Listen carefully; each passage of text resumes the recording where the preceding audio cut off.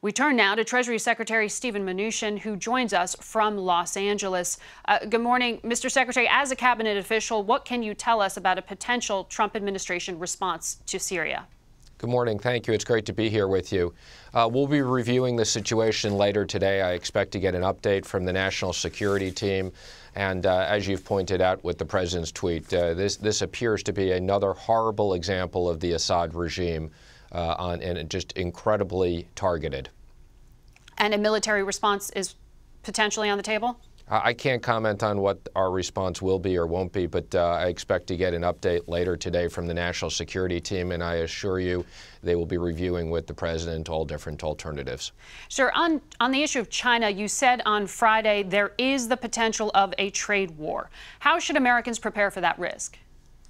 Well, actually, I was very clear on when I discussed, I said our expectation is that we don't think there will be a trade war. Our objective is to continue to have discussions with China. We want to have free and fair reciprocal trade.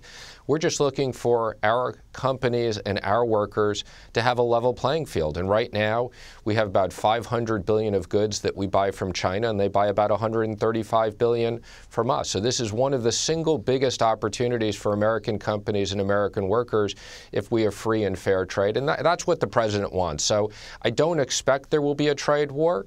It could be, but I don't expect it at all. But the president is willing to make sure we have free and fair trade, as you've seen his tweet already this morning. And again, he has a very close relationship with President Xi, and we'll continue to discuss these issues with them. Well, the markets certainly reacted strongly to even the acknowledgement of the potential risk here.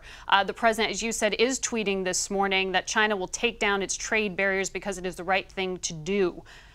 Mr. Secretary, has China given any sign of concessions since Friday? It would be inappropriate for me to comment on what our back-channel discussions are. Well, what is the president referring to, or is he just striking an optimistic tone based on his friendship?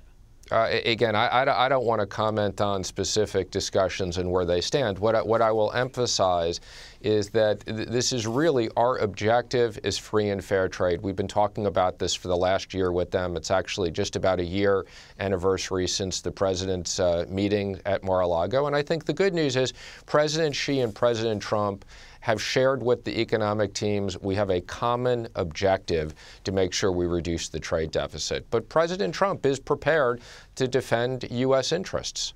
But, sir, because you know this has caused such nervousness in the markets, which will be reopening overnight, has there been any progress so far?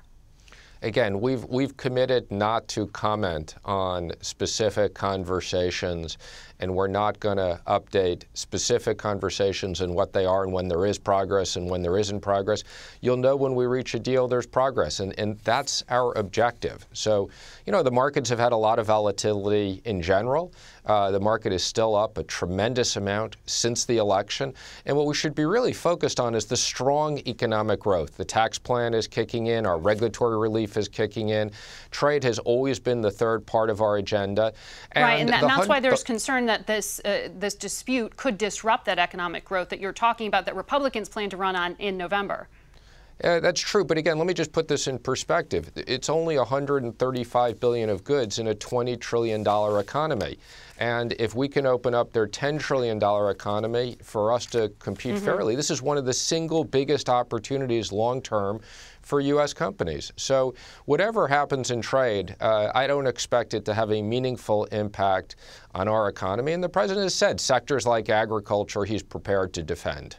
I want to ask you as well about your colleague, EPA Administrator Scott Pruitt. The president said he's doing a great job, seemed to give him a pass on some of these questions about potential ethics violations.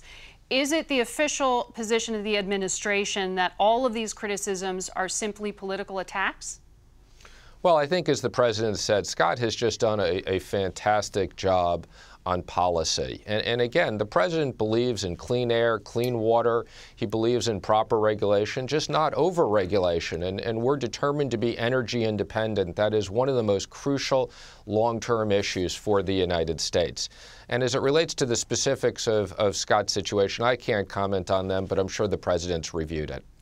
You're sure he's reviewed it? Has he come to a conclusion? He did acknowledge that he was looking into these potential violations. Again, I think his tweet speaks for itself. So that's maybe? Again, I haven't had any direct conversations with the president on this. I've obviously had a lot of discussions with him on trade and the economy, but I know he's very supportive of Scott Pruitt's positions and what he's done there. Tremendous progress. All right, Mr. Secretary, thank you for waking up early on the West Coast to join us. Thank you very much.